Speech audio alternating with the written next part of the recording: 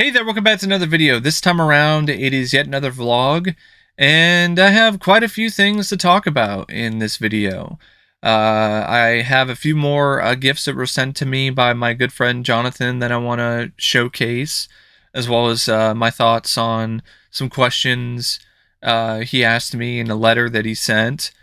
I also have some more thoughts on some upcoming releases on Blu-ray and 4K, as well as um, some of the more recent movie trailers that caught my eye.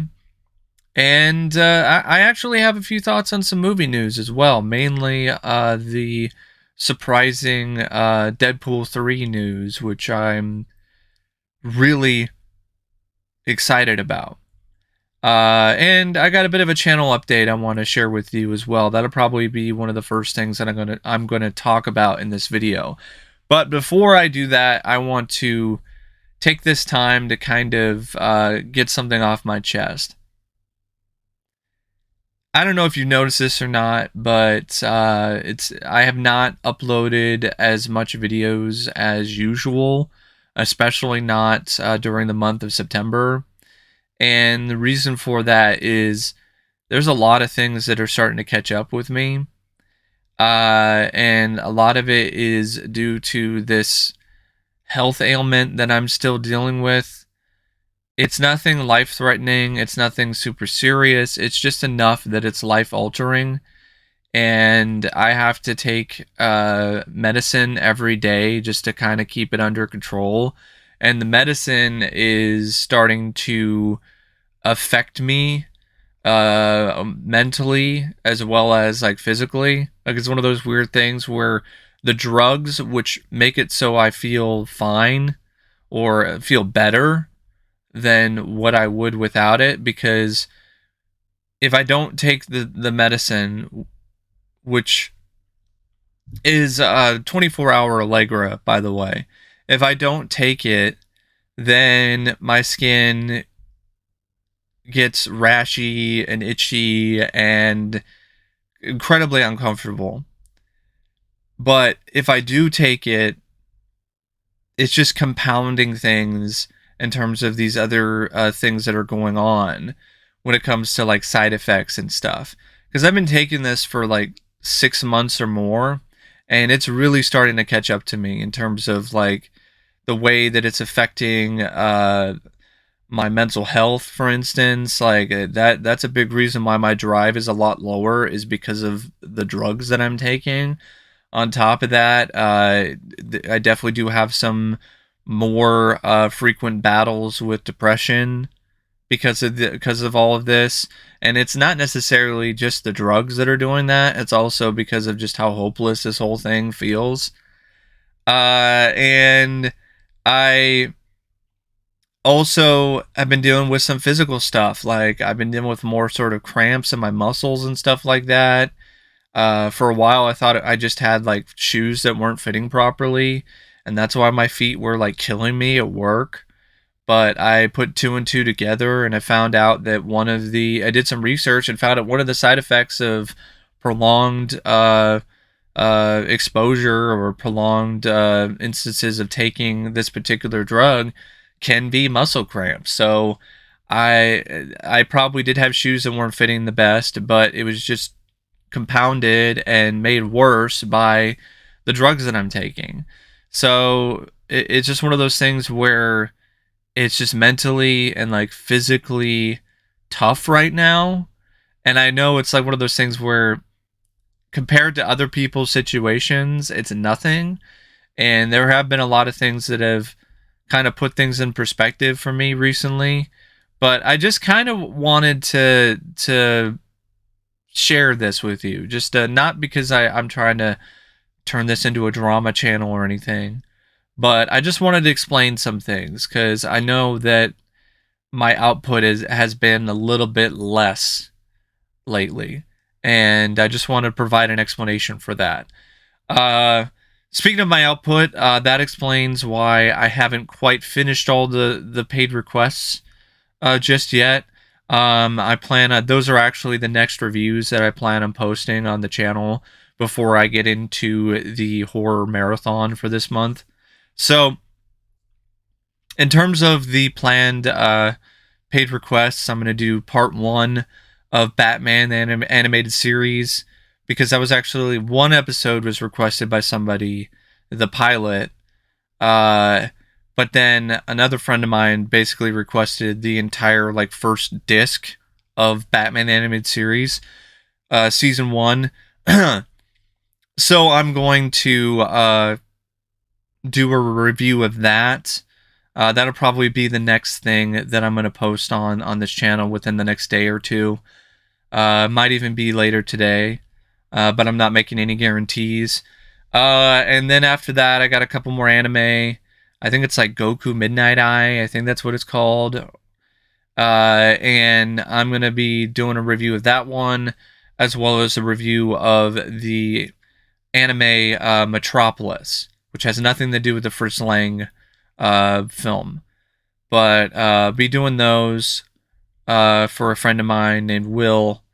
And then I also will do a review of Saving Private Ryan. So I haven't forgotten any of these requests. I'm still definitely going to get to them.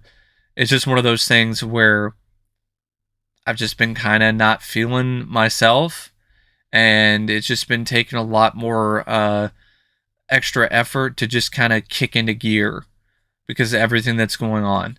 But I'm definitely going to get around to it, as well as the most recent request that I got, which is for like a Dracula movie. I would get around to that for sure this October, because I think I'm going to do a bit of a mini Dracula marathon. Because Bram Stoker's Dracula is getting a new 4K steelbook that comes out within like the next few days. And I am a huge fan of that film. It's one of my favorites. And I've been wanting to do another review of that for a while, so this will be a prime opportunity to do that, as well as share my thoughts on the 1979 film starring Frank Langella, and then who knows, might as well throw in the 1931 film with Bela Lugosi while I'm at it. So, bit of a mini Dracula marathon for sure, planned for October.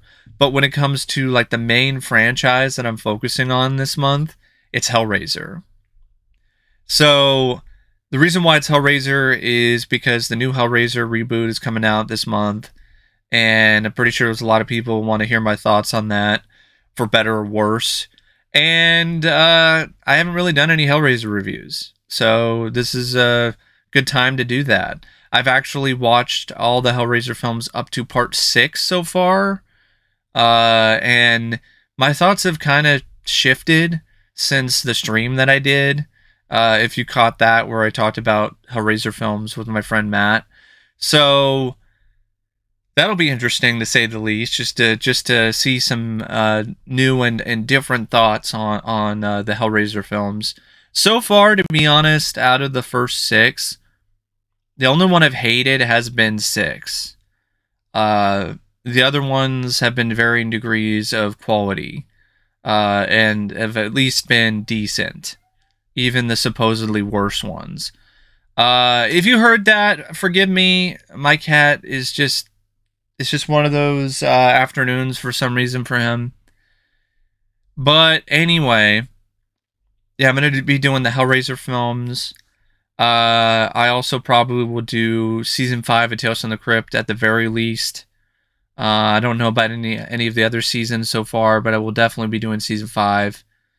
And I would like to do the HBO Tales from the Crypt films as well, including the unofficial one, Ritual, and maybe Poltergeist, because the new 4K came out. But I don't want to overload myself too much, because I know Hellraiser is already going to be a lot. And I also have, a few other things like Hocus Pocus 2, The Munsters, the Child's Play remake, just some other random sort of stuff too. Might throw in Cronenberg's The Fly, as well as The Fly 2. But it's just one of those things where it just depends on how much time I have. Also doing an anime, Vampire Hunter D. So that's what I have planned for October. as well as like the usual sort of stuff like more vlogs or more collection update videos or something random, that kind of thing. Probably do a stream or two. Now, for the next month, I have a franchise already lined up, and that will be Texas Chainsaw Massacre. And Texas Chainsaw Massacre is a franchise I was thinking about doing for October, but I decided against that because Vinegar Syndrome's 4K release of Texas Chainsaw Massacre 2 doesn't come out until near the end of October, so I didn't want to do a new review of that until I got my hands on that 4K. So that'll be for November, and I think that's actually a perfect time to do Texas Chainsaw Massacre because the Saw is family. But anyway, that's what I have planned for October and beyond. Now let's get to some of the titles that I picked up. But first, I'm going to show the titles that were sent to me by Jonathan. So the first one we have here is Red Dawn, the Shout Select release. This is the 4K release. I had the original, just regular Blu-ray release, but I wanted the 4K because it has a new scan from the original negative, which was not present in the previous release from Shout Select, because I just used the same transfer that was on the old MGM release. So this actually has a new transfer and Dolby Atmos in terms of the sound. And it ports over all the same features from the Shout Select release, which are kind of disappointing. And then, of course, the legacy stuff from the MGM releases. But regardless, this is still worth owning if you're a fan of the film, because it is probably going to be the definitive release of the movie because of the new scan as well as the new Dolby Atmos track. He also sent me Real Genius, the 4K release. This is a release from Sony I was not expecting. When I first saw this announced, I was really surprised because this is a cult film, but it's not what I would call like a really big hit film for Sony. So I was really surprised that they put the money and effort into doing a 4K of this. And it's pretty cool because before there was only like an MOD release, like a made on demand, and it was like a burned disc. So it's nice to have like an actual pressed disc version of Real Genius. And they also put like the Blu-ray on here too if you don't have 4K. I only had this on DVD previously, so it's really cool to have this on 4K. And then it also has an Atmos track, surprisingly enough. And it has a deleted scene, as well as like the TV version and a commentary with the director in terms of features. So that's Real Genius. And then he also sent me this bad boy, Dario Argento's Tenebrae. This is the Synapse release of Tenebrae in 4K, the limited edition. Previously, he sent me Phenomena, and now I have Tenebrae. I'm really hoping they do Opera, because Scorpion, I think that's who it was. They did a limited edition Blu-ray, but it went out of print super fast, and it's like crazy expensive. So yeah, this is Tenebrae. This is a 4K of that film. Ton of features, new transfer. And then he also sent me this DVD of Hey Good Lookin' from Ralph Bakshi, which is kind of, you could kind of argue it's kind of Ralph Bakshi's Grease, which I'm really curious about because I'm a big fan of Ralph's. So that's it for the titles that Jonathan sent me. Now I'm going to show some titles that I picked up recently.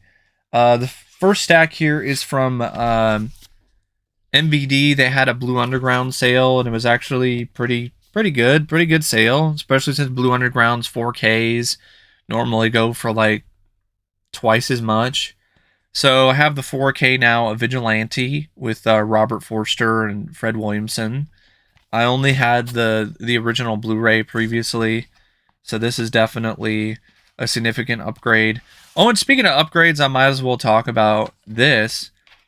I got a new TV as well. I got a new current gen Samsung 4K. It's the Samsung. I think it's like the QB. Yeah, the QB release. I don't have space for like a huge giant TV, so I only have like a 43-inch television.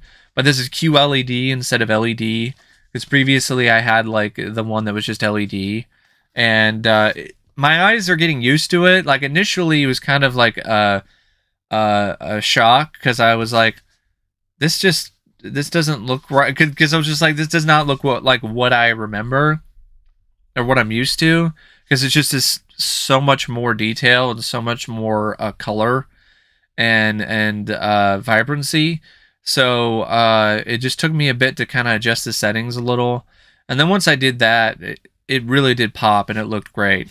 It looks a lot better though at night, but that's normally the time when I watch things anyway. I don't normally try to watch them during the day because the way that my room is set up, there's a big ass window that's right behind the TV, and whenever the sun is out, it just completely just shines and glares right behind the TV. So normally I kind of tend to watch stuff at night, unless it's like a gloomy day or whatever, it's overcast. So back to the 4K titles though. Two Evil Eyes. Finally upgraded my DVD of this one with the 4K from Blue Underground. Then we have a film that I honestly really enjoyed. This is the Toolbox Murders. This is the 4K release of this film.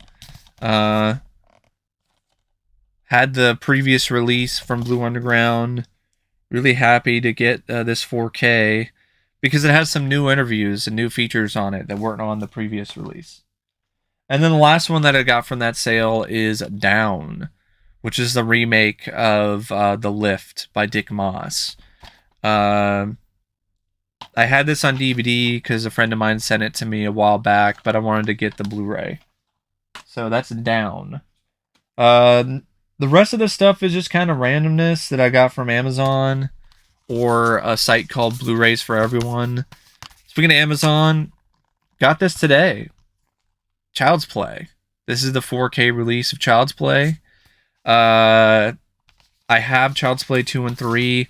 Amazon had like a brief like flash sale, and it was only like $27.99, so I decided to jump on it for that price.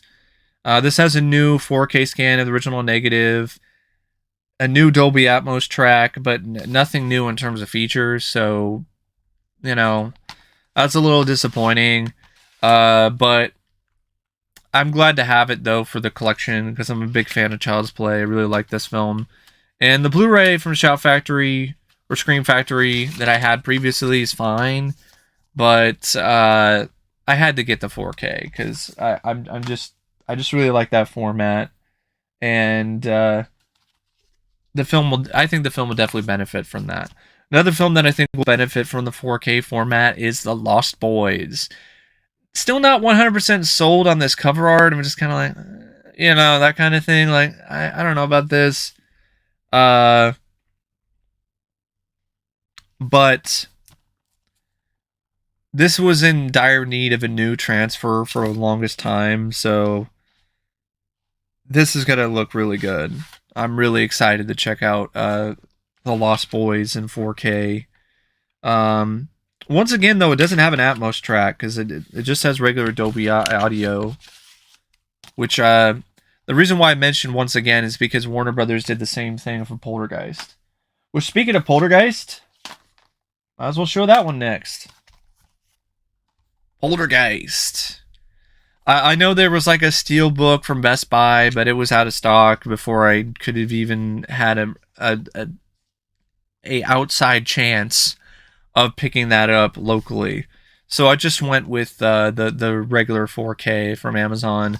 Uh, if you follow my channel for any length of time, you know how much I love this movie. So I will probably do a new review of this October. So Poltergeist, another film that was in dire need of a special, well, it wasn't dire need of a special edition, but it's not getting that. But it was in dire need of a new transfer, and it got one. The rest of the stuff, just randomness from eBay and the site I mentioned earlier, Blu-rays for everyone. In fact, this is one of the titles from there. Spider-Man: Homecoming, because I had the other two Spider-Man MCU films in 4K, so I decided to upgrade to the 4K of Homecoming. Also have Hacksaw Ridge. Saw this in the theater. It was a really harrowing and visceral experience, but I still really liked the film. Actually, I would say I like this even more than Saving Private Ryan. I would say it's probably my pick for my favorite World War II era movie is Hacksaw Ridge. Then I go from Hacksaw Ridge, which is a really intense movie about World War II, to the Lego Ninjago movie. But I like these Lego movies, so I decided to pick up the 4K. I've been trying to pick up the 4K for the longest time too, but the price was never right. But it was right on that website. And this is from Amazon. They had another. This is I got this around the same time as Child's Play because it had a flash sale. It was only like $8. This is the Blue Raven Dreams, a Neil Jordan film with Robert Downey Jr. that I honestly find to be pretty overlooked. Has some great direction by Neil Jordan. And it only had a DVD previously. Another title from the Blu-rays for everyone's site, The Living Dead Girl Redemption release. I only had this. I had this on DVD previously, a really cheap Redemption DVD. So I had to get the Blu-ray. And then this one was really cheap and not necessarily the easiest film to find. Excision. I think that's what it's called. Excision. Oh, it's Excision probably. That's probably how you say it.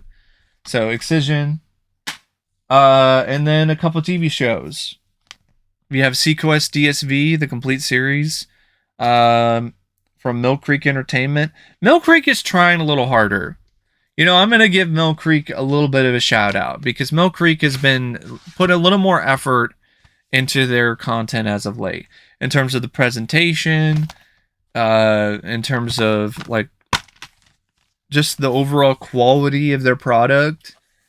And on top of that, they've been hiring people like Red Shirt Pictures to work on special features for their releases. This has special features on it. It has new interviews and featurettes with the series creator, directors, cast and crew, and deleted scenes. So seaQuest DSV, like, it's crazy. A show like this, you know, has some care and thought put into it for once from Mill Creek. So yeah, that's seaQuest DSV. And then the last thing I want to show is this DVD box set of this show called Nowhere Man with Bruce Greenwood. This is a set that's long out of print. It's been out of print for years. This is from Image Entertainment, and this show only lasted like one season. But I've always been curious about this show for the longest time, and I could never find this anywhere. So I got it off of eBay. It wasn't cheap, but it also wasn't crazy, ridiculously expensive, like I've seen other copies of that film go for. So that's it for the titles that I picked up fairly recently. I do have the Steelbooks of Fright Night and Dracula that are going to be on their way soon enough. So I'll show those in maybe another video. But might as well take this time to talk about some upcoming releases on 4K. One of my all-time favorite comedies, Planes, Trains, and Automobiles, is getting a 4K release this November. And it actually has 75 minutes of never-before-seen footage. So they actually found some of the deleted scenes.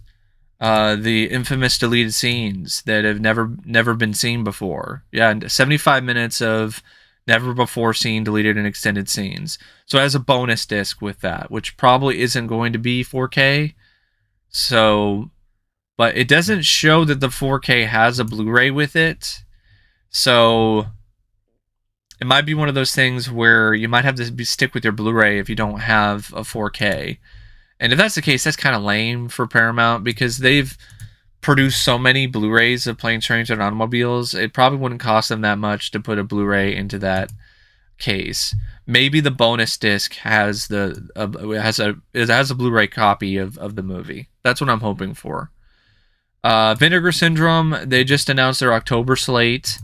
The only one that really caught my eye is Texas Chainsaw Massacre 2. I love that film. It's my favorite Texas Chainsaw Massacre movie, and this is going to be the definitive release of the film for years to come. It's got a newly scanned and restored 4K remaster from a 35mm original camera negative.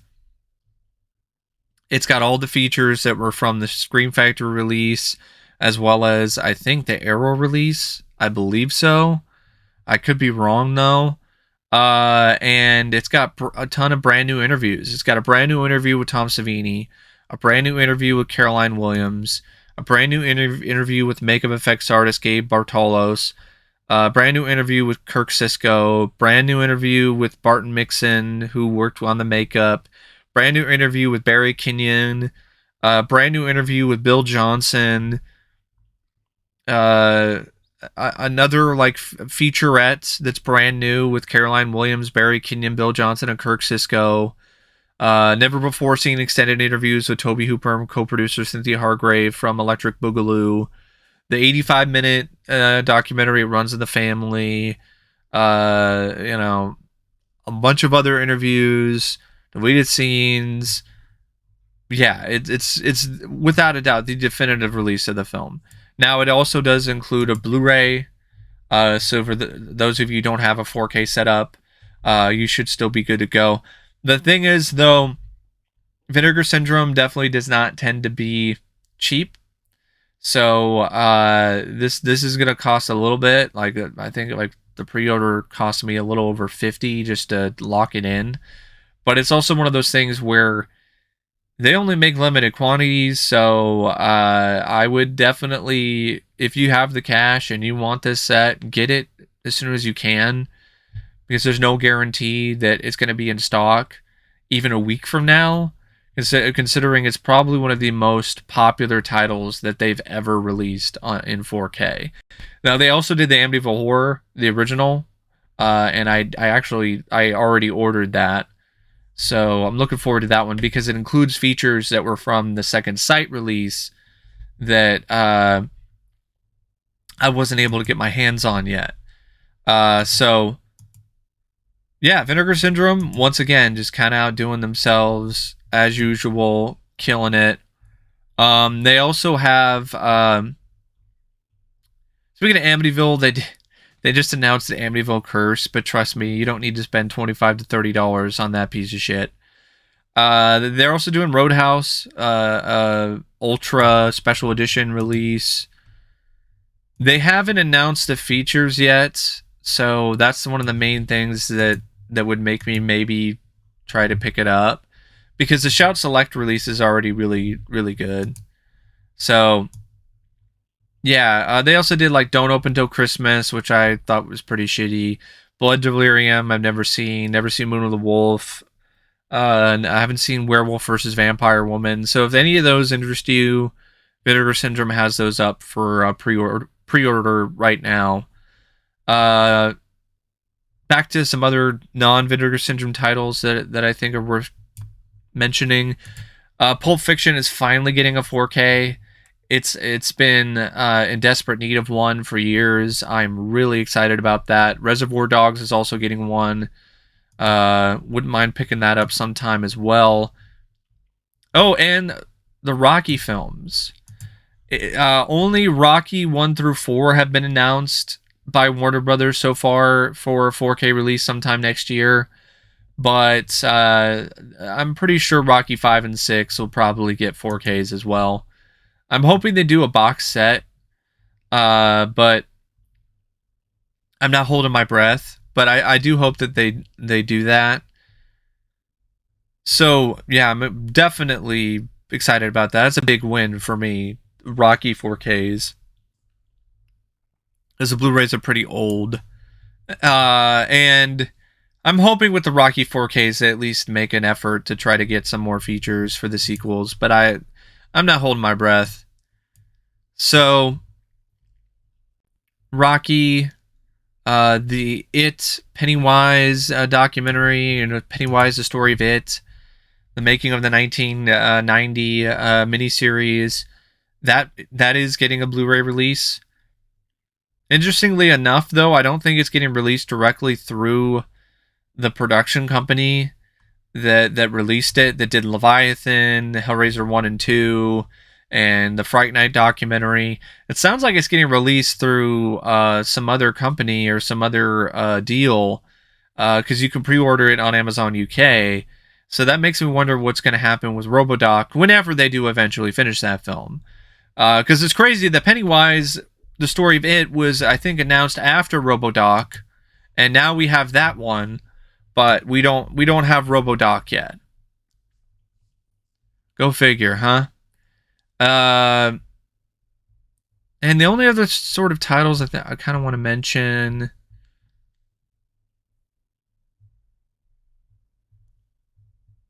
Oh yeah,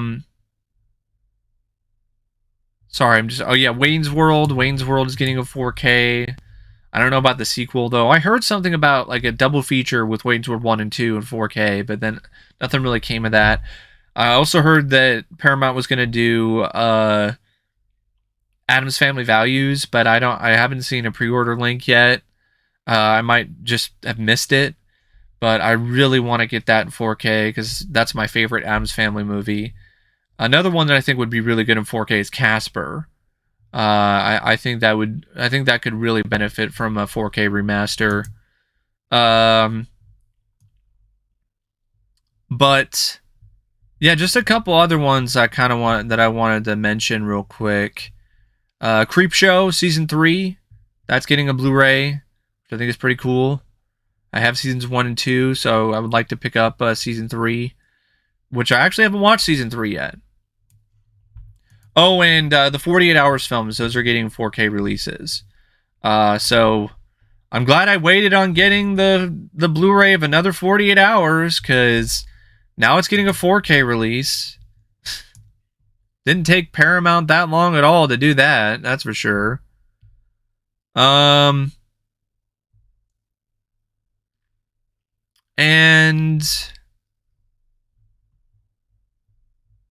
sorry for like the pauses and stuff like that. I'm just looking through Dawn of the Discs. Oh yeah, okay. Men at Work. So there's a little golf clap from MVD. They're doing a standalone Blu-ray of Men at Work. It doesn't seem like it's gonna have like anything in terms of features, which sucks. But I'm not surprised that they weren't able to get Charlie Sheen or Emilio Estevez to talk about the movie. But it is getting a standalone release, and for those of you that missed out on the double feature Blu-ray that's out of print from Shout Factory with easy money, this is your opportunity to get your hands on Men at Work, which is a really underrated, fun, wacky comedy.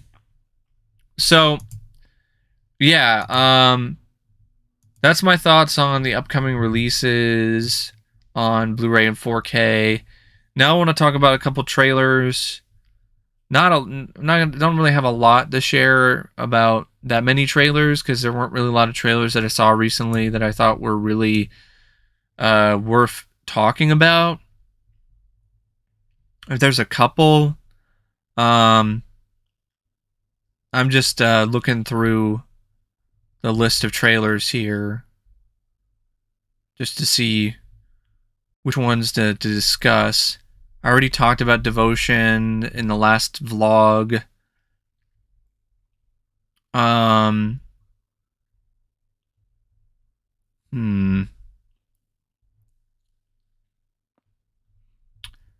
yeah, M. Night Shyamalan Ding Dong is doing a new movie. It's called something in the Cabin. Yeah, Knock at the Cabin. I saw the trailer for it. It looked terrible because M Night Shyamalan is a fucking hack, and I hate that he's had a resurgence because the man does not know how to direct his actors in a way where they deliver natural, strong performances. All his actors in anything he's ever shot as of late, at least to me personally, are delivering absolutely abysmal performances because of the way that he's directing them. He's asking them to be uncomfortable. He's asking them to be awkward. He's asking them to just be stilted. And it's because it's his style. And I'm getting sick of it. I'm beyond annoyed with his style because it's distracting. It takes me out of the movie. And on top of that, it does his actors a disservice because now they're delivering performances that are just fucking terrible. And it's like they all forgot how to act. Like they are space aliens from another planet that are just learning how to act for the first time. And on top of that, the dialogue is very stilted and awkward. So it just makes the acting even worse because the lines of dialogue that they're asked to say don't come across like anything that anyone would actually say in real life. So it just really affects the performers in drastic ways. And on top of that, it makes it hard to really get invested in any of these stories, even if the writing is decent, because everything is just so awkward and off-putting. So yeah, it looked terrible. It looked like shit. The book, the source material might be good, but M. Night Shyamalan Lama Ding Dong is going to fuck it up because he's adding his style to it. I just wish that there's someone else. Honestly, all the money that we're putting into these M. Night Shyamalan Ding Dong projects, just use it and put it to better use and give another filmmaker a shot. Give someone else a shot to direct the adaptation of this novel. Don't give it to M. Night. Because he's a fucking hack. He hasn't directed a movie worth of shit in decades. So that's my mini rant on M. Night Shyamalan Ding Dong. And in terms of anything else, I mean, I might as well talk about Hellraiser. There's one other one. There's a couple other ones that I wouldn't mind just talking about real quick. But Hellraiser, the reboot. Having watched 6 Hellraiser films and coming to the realization that there isn't one in the entire franchise, at least to me personally, that is great. I know that's kind of a shocking revelation that some people are definitely going to disagree with me on, but that's really how I feel about it. So, having that realization, it gives me a little bit more hope for this reboot, but at the same time, it just seems like it's more of the same in terms of the plot that we've seen in a ton of other Hellraiser movies already. But I'm going to give it a fair shot regardless. The director is pretty talented, pretty good director. And at least they're trying to do something a little different with it, and they're not just trying to have some other guy play Pinhead again. So, I don't know. I'm approaching it with extreme caution, and I'm expecting a lot of pain, but I hope it surprises me. Something that I know definitely will not surprise me is The Little Mermaid.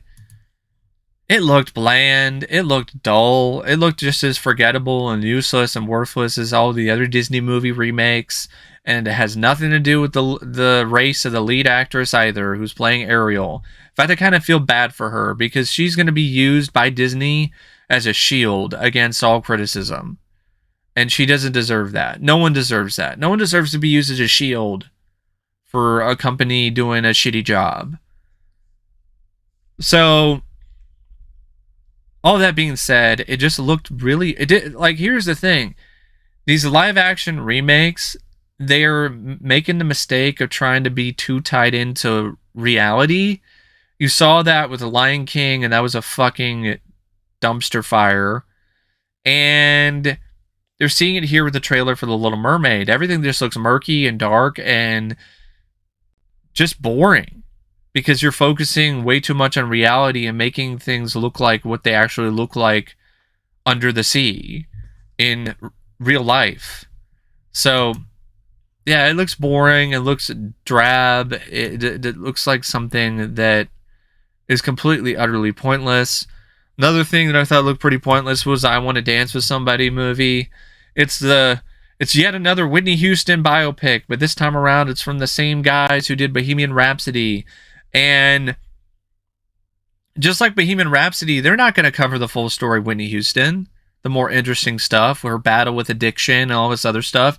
They're going to paint this pretty picture as if she was, this. They're just going to probably end it at the Super Bowl performance, and then you'll never really see much of her time with Bobby Brown except for maybe that one, maybe the wedding, and that's it. Because they're not going to go deep. They're not going to, talk about the Whitney that you've never seen before. I love how the trailer's like Whitney as you've never seen her before, except it's all of her greatest hits and it's everything we've already seen from her already in any of these other biopics. So what the fuck are you talking about? It's Whitney that like you've never seen before. That's a bunch of bullshit. And the only other thing that I think is worth talking about is Babylon. I love that trailer. It looked like just an insane amount of debauchery and excess, and looked like a really visually incredible movie. So I'm looking forward to that one, just for the visual and the spectacle of it alone. But that's my thoughts for trailers. I don't really have anything else to share on that front. And when it comes to movie news, yeah, Deadpool 3. I did not expect that announcement. Hugh has been so adamant when it comes to playing a Wolverine again, especially doing anything with Ryan Reynolds other than these fun YouTube videos that the two have done together. So that was a really pleasant surprise. And I'm still leery about Deadpool 3 considering it's Disney and what's going on right now with them and their track record.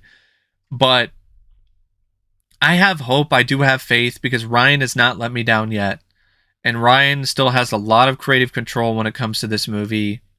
And I think it's not Paul Feig. It's Kevin Feige. I think Kevin. I almost got him confused with Paul Feig there for a second. I think Kevin understands that Ryan's formula is a ticket for instant success and box office gold. So I think he understands the importance of just letting Ryan do what he feels is right and best for Deadpool 3 and just kind of staying out of the way and not inserting his politics or these other writers' politics or any of these other agendas or any of this other bullshit into Deadpool 3. Because I know Ryan himself would not be a fan of that. That's not something that he would want to see from Deadpool 3. So I think there's a good chance that it's not going to be screwed over by Marvel and their current obsession with identity politics or any of that other nonsense. I'm a bit leery about Sean Levy as a director, but I'm putting my faith in Ryan Reynolds because he really trusts him. He really likes him. He thinks he can deliver. And like I said, Ryan has not let me down yet. And I'm really excited. I'm really hyped about Deadpool 3. I think this has the potential to be one of the best MCU films in years. Because having Deadpool and Wolverine together, that's an awesome pair. And Ryan and Hugh already have amazing chemistry. So the two of them together for the majority of the screen time, kicking ass and poking fun at one another, that's going to be gold. That's going to be awesome. And it's still going to be rated R. Nothing I've ever heard says that it's going to be anything different. And another thing that gives me a little more faith is the original writers of the first two Deadpool films, they got brought back. You don't have the newbie, barely have any experience writing Deadpool, if any at all, writers that were working on Deadpool 3 initially, who wrote like a couple episodes of Bob's Burgers. You don't have that anymore. You have the original writers who were along for the ride with the first two. So that's a good sign as well. Deadpool 3 is a long ways away, but I know Ryan is going to market the fuck out of this. He's going to deliver some absolute gems when it comes to the marketing for this movie leading up to its release. And I even have a little bit of faith that he was going to put on the costume too. Because that's something that Ryan has been wanting to do as well. And speaking of stuff with Ryan and Hugh, I've seen a lot of people complain. I've seen people actually say that this film is going to suck, or they want to boycott the movie, or they're done with the MCU because of the fact that Hugh Jackman is coming back as Wolverine. They think for some reason it ruins Logan. I don't understand that at all, because Logan is a alternate universe storyline as it is.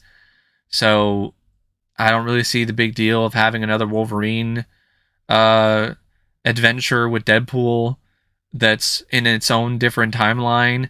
Also, I mean, they didn't have a problem with Spider-Man and all the different Spider-Men in the No Way Home film, which in all honesty, I'm more excited and hyped about Deadpool 3 and its nostalgic ride than I am about that movie, because of the fact that Deadpool 3, you know that it's going to be different. You know it's going to be unique. You know that Deadpool and Wolverine are not just going to fight, what is it, not Juggernaut, but I mean, they're not just going to fight fucking Sabretooth again, like they did in X-Men Origins. I mean, they might for a joke, but that's not going to be the main villain. There's going to be somebody else, instead of like all these Spider-Men fighting the same villains. So you're not going to get that. And there's going to be a lot of other original crazy shit that you've never seen before on screen. And I understand the logic some people have in terms of, why isn't there another Wolverine actor? Why don't we have a new actor instead of Hugh Jackman? But here's the thing. I do not think it's fair to a new actor to have them debut as Wolverine in the MCU in Deadpool 3. Having to act alongside Ryan Reynolds and his just absolutely dynamic and just larger-than-life personality and charisma as Wade Wilson. That new actor is going to get blown off the fucking screen. And that's why I don't think it's fair to that actor. So I wouldn't want a new actor playing Wolverine to have to deal with such a tough hill to climb right away. So having Hugh Jackman, who's already worked with Ryan Reynolds, who already can hold his own against him on the screen, I think that's the best route to go when it comes to having a Wolverine-Deadpool team-up. Also, most Deadpool fans, they don't want to see a new Wolverine. They want to see Ryan and Hugh. And Ryan himself has been dreaming, has been hoping to have this team-up be a reality ever since he started making Deadpool movies. Even before Logan and No Way Home, he wanted to have Hugh Jackman back as Wolverine in a Deadpool sequel, starring alongside him. So this is something that is a labor of love for Ryan. And that's another reason why I think this is going to work. I really do. And if it doesn't, I'll be the first to say it. But I don't think that's going to happen, because Ryan has so much passion for this, and so does Hugh. So don't think this is just Hugh doing it for a paycheck. He's doing this for Ryan, because they're very close friends, and he's doing it to be in a movie with Ryan, because they are, in a lot of ways, kind of two peas in a pod. You know, they're very close to one another. So I think Hugh's going to have some say too when it comes to how things go. So it's going to take a lot for Disney to find a way to fuck this one up. And if they do, it'll be their biggest fuck up in the entire MCU. If somehow this film sucks, it'll be the biggest fuck up they've ever done. So anyway, since this video is a little long, I'll probably wait to share my thoughts on the letter that Jonathan sent me along with the package in another video, because I don't want these vlogs to go an hour. It's already getting close to that point. So anyway, thanks for watching this latest vlog, and until next time, I'll see you later. See ya.